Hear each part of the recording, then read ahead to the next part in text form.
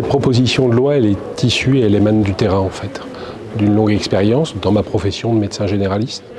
voyant effectivement quelquefois des situations compliquées d'étudiants dont les parents sont handicapés ou un des deux parents est handicapé, avec tous les soucis que ça comporte, c'est-à-dire à la fois des soucis financiers,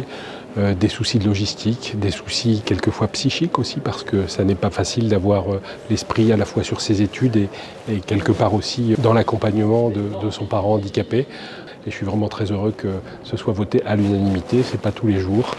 Donc profitons de ça, c'est important pour les étudiants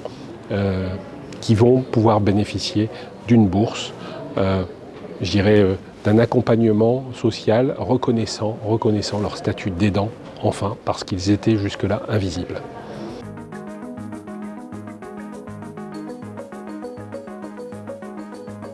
Le cap que j'ai fixé a été plus ouvert encore par la Commission, permettant aux étudiants, bien sûr, d'avoir une aide financière, et c'est important. Ça a été évoqué, le cas du déménagement, ne serait-ce que pour se nourrir ou se loger. Le plus, c'est qu'aujourd'hui, la ministre ouvre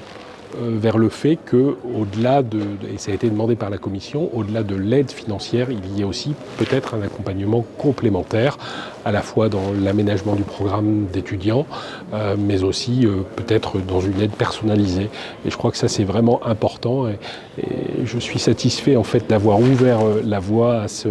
à cette dimension autre qu'a donnée la Commission et la ministre en approuvant ce texte.